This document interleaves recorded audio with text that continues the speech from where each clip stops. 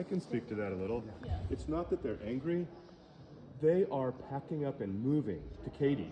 And just my neighbors, the people that I have built a community with for the past decade with my children, people who have been PTO presidents, they are so frustrated with the reputation of HISD. They're not complaining, they're not screaming, they are moving.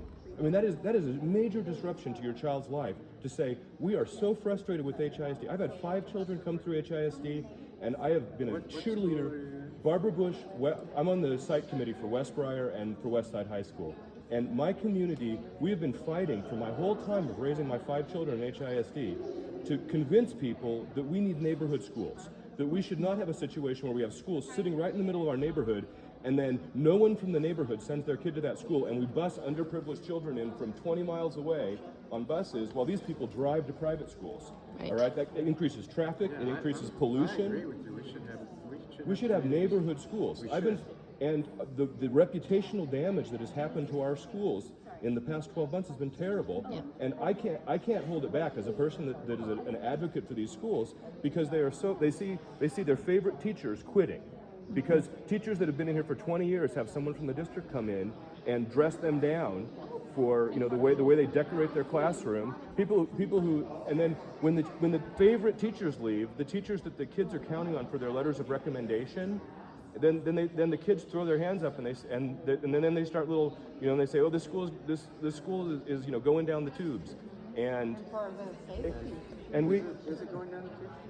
Yes, a lot of it is, it's hard to tell, but the thing is, it takes so much longer to build a community, a network of people that work together. I mean, this is social conservative theory about small communities. It's harder to build one, or it's easier to take it apart than it is to build it.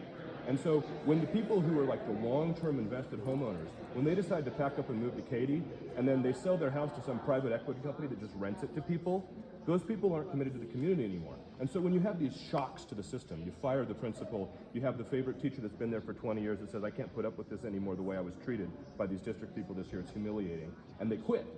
And the kids say, oh, my favorite teacher quit, and the principal's gone. And then the faint-hearted people in the community, they don't complain, they don't call their congressman, they just move, they leave. And it is a district reputation thing, and so we can't take the shocks is the problem. And if we say, well, 5 years in the future, we will have a better infrastructure and a better system, and on average better teachers, and we'll have better aligned principals, that doesn't help if leading families in the community just leave. They need assurance.